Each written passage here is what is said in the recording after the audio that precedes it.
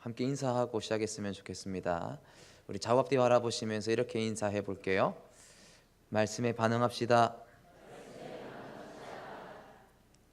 아멘. 네. 제가 말씀을 준비하고 또 말씀을 읽어보면서 이런 마음을 가졌습니다. 오늘의 말씀이 오늘의 설교가 성도들에게 조금 치는 설교가 될 수도 있겠다 생각을 했는데, 오늘 담임 목사님께서 오전 예배 때 말씀 전하실 때 하나님은 우리를 치지 않으신다. 그래서 만약에 그 부담감이 생긴다면 그것은 누가 주신다고요? 그럼 오늘 말씀은 성령님이 주시는 말씀으로 받으실 것이죠? 네. 무반응, 비판적인 반응이 아니고 말씀에 순종하는 그런 믿음의 역사, 믿음의 반응들이 일어나게 되기를 주의 이름으로 소원합니다. 네. 제게는 자녀가 둘 있습니다. 하나이는 참 제가 언제 크겠노 이랬던 아이인데 벌써 내년에 초등학생이 됩니다. 네. 반응이 너무 좋으시네요. 네. 감회가 새롭습니다. 저도 이제 학부형이 되는 거죠. 너무 그렇게 안 하셔도 됩니다. 그래서 이 아이가 요즘 엄마의 꾸지람을 굉장히 들으면서 한글을 공부하고 있습니다.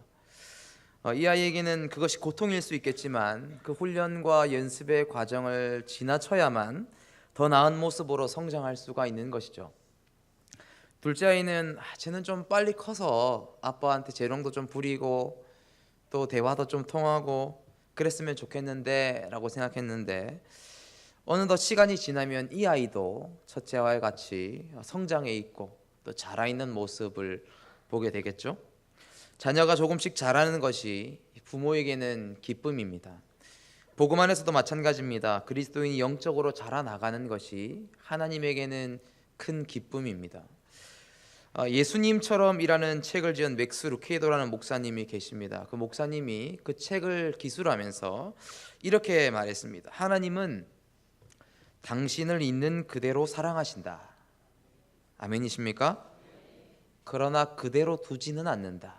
당신이 자라나가기를 원하신다. 이렇게 되어 있습니다. 우리 교회 어린아이들 보면 어떻습니까? 너무 이쁘죠? 네. 우리 교회도 아이들이 많고 정말 이쁜 애들이 많은데 너무 예쁘니까 앞으로도 이 상태로 그냥 쭉 있었으면 좋겠다, 그런 마음 가지고 계신 분은 없으실 겁니다.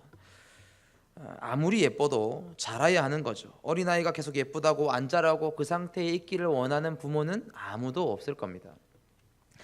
예수님께서는 겨자씨 비유를 통해서 하나님의 나라가 어떻게 성장하는지 설명하고 계십니다. 겨자씨와 같은 아주 작은 씨가 땅에 떨어져 심기우면 시간이 지나서 그것이 뿌리를 내리고 싹이 트고 다른 작물보다 더 커지고 큰 나무가 돼서 새들이 둥지를 틀고 보금자리를 삼는 그런 나무가 된다. 천국이라고 하는 것은, 하나님 나라라고 하는 것은 이렇게 눈에 보이지 않는 작은 씨가 알지 못하는 시기에 커서 큰 나무가 되는 것과 같다라고 가르쳐 주셨어요. 저희는 이 말씀을 통해서 우리의 믿음과 우리의 신앙이 어떻게 하면 성장할 수 있는가, 그 성장의 원리에 대해서 생각해 보면서 말씀을 나누고자 합니다. 예수님의 삶을 한번 떠올려 보십시오. 예수님의 인생은 작은 겨자씨와 같았습니다. 사람들이 알아주거나 인정해 줄 만한 요소가 없었습니다. 나사렛의 어린 소녀의 몸을 통해서 이 땅에 오셨고 평생을 이 나사렛에서 가난한 목수 생활을 하셨습니다. 그분이 사역을 시작할 때에도 대부분의 사역은 갈릴리라고 하는 아주 작은 마을에서 사역을 하셨고, 그분의 제자들도 내세울 것 없는 평범한 사람들, 세상을 바꾸기에는 사실 조금 턱없이 부족한 사람들이었죠. 예수님 주위에 많은 사람들이 모여들었지만 그마저도 아픈 사람들, 소외된 사람들, 죄인들, 세리들, 여인들과 아이들, 그 당시의 소외 계층의 사람들이었습니다. 무언가 번듯하게 자랑할 만한 것이 없는 사람들이었죠. 그분이 기적을 행하시고 굶주린 백성들을 먹이시고 병을 고치시고 그러시면서 예루살렘에 입성하십니다. 그리고선 로마의 압제로부터 자유를 줄 것처럼 하더니 예루살렘에 입성한 다음에는 힘없이 십자가에서 죽으셨습니다. 너무나도 무력하게, 너무나도 비참하게 죽었죠. 그 죽음을 살펴보면 아무런 성과가 없는 것 같아 보입니다.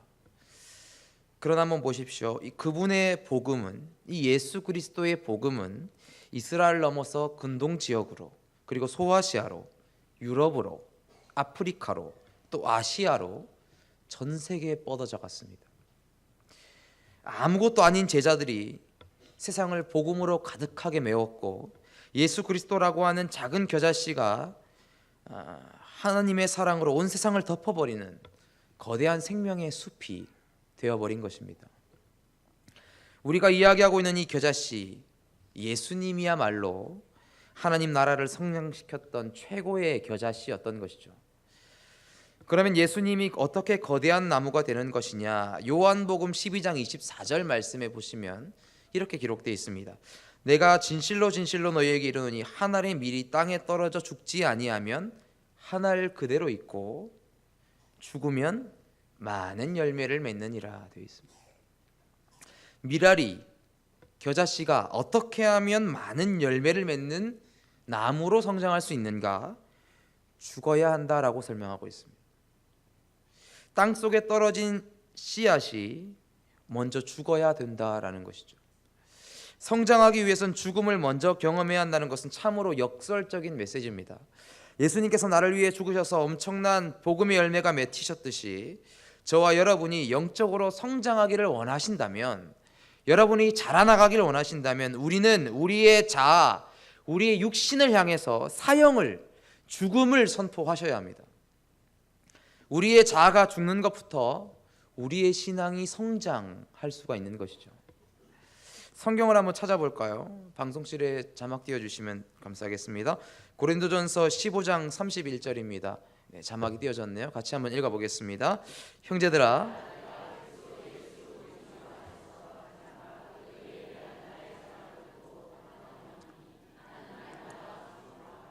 날마다 죽노라 되어 있습니다. 골로새서 3장 5절 말씀입니다. 그 다음 한 번 더 읽어보겠습니다. 지체를 죽이라. 곧 음란과 부정과 사욕과 악한 정욕과 탐심이니 탐심은 우상 숭배니라. 땅에 있는 지체를 죽이라. 또 갈라디아서 5장 24절에 너희 육체를 십자가에 못 박아라라고 되어 있습니다. 사도 바울이 왜 이렇게 자아의 죽음을 강조하냐면 영적인 성장과 내 자아의 생존과는 절대 같이 갈 수 없기 때문이죠. 여러분, 우리의 육신이 바나나입니다. 인정하시나요? 우리 육체가 바나나예요. 여러분, 우리들의 마음은 늘 영적으로 성장하기를 원합니다. 마음은 그래요. 그러나 그 성장을 위해서 배워야 되고 훈련받아야 되고 신청하셔야 합니다. 그러면 머뭇거립니다. 왜냐하면 우리 육신이 성장을 위해서, 하나님의 사람이 되게 하기 위해서 헌신해야 되고 훈련받아야 되고 양육받아야 된다라는 사실을 거부하기 때문입니다. 교회를 처음 다니시는 분들, 신앙을 처음 시작하는 분들, 성장에 대해서 강한 열망과 배우고자 하는 마음이 가득한 것은 당연하다라고 생각할지 몰라요. 그러나 신앙생활을 오래 한 분들, 직분을 가지고 있고 교회를 오래 다니신 분들이 배우기를 소망하고 배움의 자리를 갈급해야 하고 성장하기를 소중하게 여기는 것은 그런 마음을 기대하기는 무리가 있다 라고 생각하는 분들이 있을지도 모르겠습니다. 저는 그런 태도에 동의하지 않습니다. 저는 배우기를 멈추는 순간 우리의 신앙의 성장은 없다라고 믿는 신앙인입니다. 저는 좋은 목사가 되고 싶습니다. 여러분도 제가 좋은 목회자가 되기를 원하시죠? 네, 그렇게 되도록 힘쓰겠습니다. 여러분은 저희 사역자들이 성장했으면 좋겠죠? 네, 저희들도 여러분들이 성장했으면 좋겠습니다. 좋은 목회자 아래에 좋은 성도가 세워지는 겁니다. 또 좋은 성도가 좋은 목회자를 만들어갑니다. 이 둘은 분리할 수 없어요. 상생하는 겁니다. 여러분, 이런 말 들어보셨습니까? 똑똑한 학생이 똑똑한 교사를 만든다. 이런 말 들어보셨죠? 여러분, 하늘샘 교회가 앞으로 더 나은 목회자를 양성하기를 원한다면, 또 더 나은 사역자에게 신앙으로 지도받기를 원한다면 여러분, 사역자들에게 요구하셔야 합니다. 신앙의 기초, 신앙 성장, 성경대학, 교리대학, 제자훈련 다 했습니다. 그 다음 뭡니까? 라고 물어보셔야 돼요. 더 배우고 싶습니다. 더 만들어 주십시오. 이제 성경을 전체적으로 보지 않고 낙권으로 보고 싶습니다. 이렇게 또 요구하셔야 돼요. 사역자들이 나태해지지 않고 끊임없이 공부하고 끊임없이 성장할 수 있도록, 그렇게 또 가르칠 수 있도록 여러분도 끊임없이 배우셔야 되고 끊임없이 공부하셔야 합니다. 교회 리더십을 세워가면서 저희가 포기하지 않는 가치 중에 하나가 바로 이런 부분입니다. 배우기를 멈추지 않는 신앙인을 하늘샘 교회 리더십으로 세운다 것이죠. 누가 가장 배움에 훈련에 게으릅니까? 교회 가장 오래 다닌 사람들이 게으릅니다. 그런 사람이 어떻게 교회 리더십으로 세워질 수가 있겠습니까? 누가 가장 공부를 많이 해야 됩니까? 사역자들이 가장 공부를 많이 해야 되죠. 중직자들이 가장 공부를 많이 해야 됩니다. 재직들이 공부를 가장 많이 하셔야 돼요. 사람은 늘 머물러 있고 늘 안주하기를 원하고 편하고 익숙한 그것을 고집하려고 합니다. 그런 육체에게 우리는 사형을 선포하고 배움을 추구하는 마음, 성장하기를 멈추지 않는 마음을 저와 여러분이 가지셔야 합니다. 사람들마다 핑계가 있을 수 있겠죠. 바쁘다고 핑계를 댈 수가 있겠고, 모르는 사람들하고 함께 성경을 공부하고 제자훈련하며 삶을 나눈다는 게 서먹서먹하다, 그런 핑계를 댈 수도 있을 겁니다.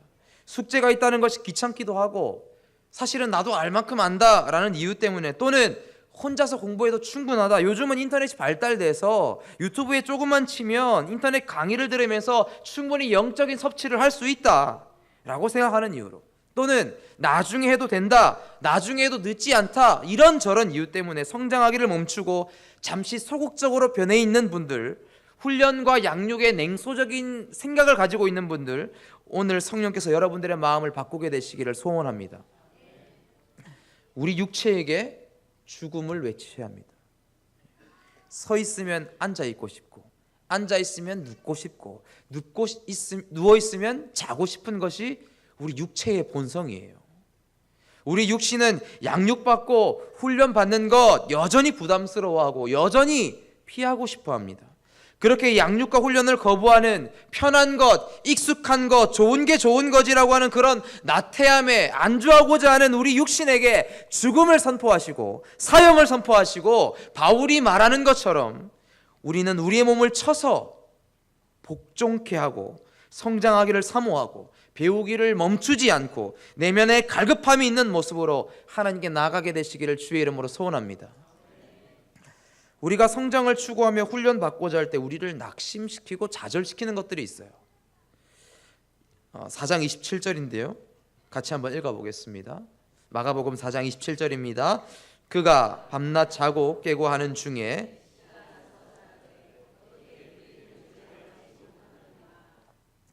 영적인 성장을 도모하는 사람들이 가장 쉽게 경험하는 좌절은 뭐냐면, 성장하는 모습이 눈에 잘 드러나지 않는다는 겁니다. 땅에 심어 놓으면 안 보이죠. 물을 주고 비료를 주고 열심히 가꾸는데 그 성장이 눈에 드러나지 않습니다. 가시적으로 그것이 보이지 않아요. 눈으로 측정할 수 있는 게 아닙니다. 특히 우리는 한국 사람이니까 빨리빨리 하는 거 좋아합니다. 빨리빨리. 뭐든지 막 속전속결로, 속성으로. 그래서 운전면허도 보니까 3일 만에 단기 속성으로 따는 것도 있더라고요. 우리는 전자레인지다가 2분만 돌리면 밥이 되는 세상에서 살고 있습니다. 그런 문화 속에서 나고 자란 사람들이 열매를 보기 위해서 오랜 시간 인내를 요구하고 기다림을 요구하는 일에는 우리가 쉽게 낙심하고 좌절하고 실망하게 됩니다. 여러분, 영적인 위대한 것, 그 열매를 경험하기 위해서는 우리가 극복해야 될 것이 있다면 그 영적인 조급함이죠. 잘 생각해 봐야 될 것이, 만약에 말이죠, 우리가 영어를 공부한다고 생각해 보십시오. 영어. 영어를 마스터하기 위해서는 몇 년의 시간이 필요할까요? 속성으로 될 수 있나요? 속성으로 안 되죠. 이제 날씨도 더워졌어요. 다들 패딩 속에 꾹꾹 눌러두었던 살과의 전쟁을 선포하셔야 되잖아요. 그러면 속성으로 되든가요? 헬스클럽 끊어가지고 막 열심히 달리게 하시면 그 묵혀두었던 살들이 빠지던가요? 그렇지 않죠. 여러분이 조금만 열심히 바짝 일하시면 44 사이즈 되는 거 쉽지 않으시잖아요. 속성으로는 안 됩니다. 제가 여러분에게 1년이라는 시간 동안 매주마다 1시간씩 기타를 알려드린다고 생각해 보겠습니다. 그러면 여러분 1년 안에 기타를 마스터할 수 있나요?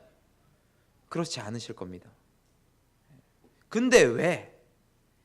세상에 살아가는 것은 훨씬 더 간단하고 쉬운데도 불구하고 오랫동안 훈련해야 된다는 사실을 알면서 왜 눈에 보이지 않는 하나님, 수천 년 동안 기록되었던 성경 한 권, 그것을 제대로 알고 배우고 먹고 소화하고 또 주님 앞에 충성스럽게 살아가는 제자로서의 헌신하는 삶은 단시간 내에 이루어질 수 있다라고 생각하는 겁니까?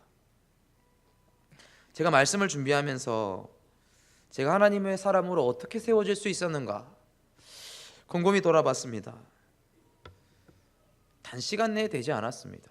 저를 스쳐갔던 수많은 목사님들, 수많은 사역자들, 수많은 교사들의 눈물과 기도, 수많은 성도들의 격려와 시간들이 있었기에 제가 지금 이 자리에 서서 하나님의 은혜로 살아갈 수 있게 됐다라는 사실을 깨닫게 됐습니다. 하나님의 일하심을 묵상해 보십시오. 하나님은요 속성으로 일하시지 않습니다. 어떻게 일하시느냐? 따라하겠습니다. 숙성으로 일하십니다. 속성이 아니고 숙성하십니다.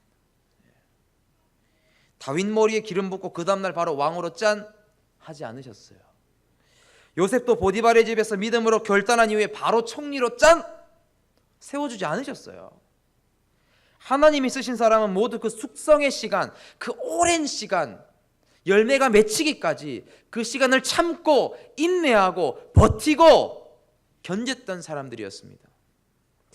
전에 장을 담그는 이야기를 들은 적이 있는데 어떤 장들은 신기하게도 그 숙성의 기간에는 딱 먹어보면 아무런 맛이 안 난다고 합니다. 그런데 그 필요한 시간이 다 지나고 나서 완전히 숙성이 되면 비로소 그때 장맛을 낸다고 들었습니다. 기다림이 필요하죠. 하나님의 숙성의 과정 없이 신앙의 성장이나 신앙의 성숙을 꾀할 때 우리는 여지없이 실족하게 됩니다.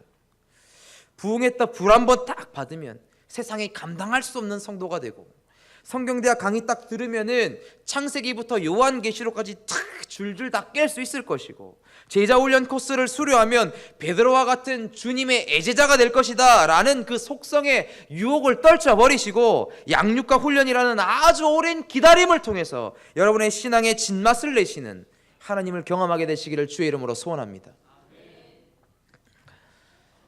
우리 마가복음 4장 31절 그리고 32절 한번 읽어보겠습니다. 겨자씨 한 알과 같으니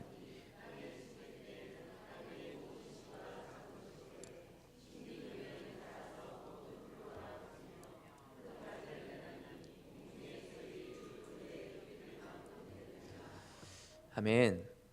우리가 생각할 때 영적인 성장은 자기 자신만을 위한 것이다 라고 생각할지도 모르겠어요. 그렇게 착각하기 쉬운데 절대로 그렇지 않습니다. 겨자씨가 나무가 되는 것으로 성장을 멈추지 않고 어디까지 그 성장이 진행되냐면, 이 겨자씨의 성장은 새들이 둥지를 틀고 보금자리를 만드는 데까지 이어진다는 것이죠. 여러분, 내가 성장하면 내가 아닌 또 다른 누군가가 그 성장의 혜택을 누리게 됩니다. 믿으십니까? 목회자가 성장하면 성도들이 그 혜택을 누리는 것이죠.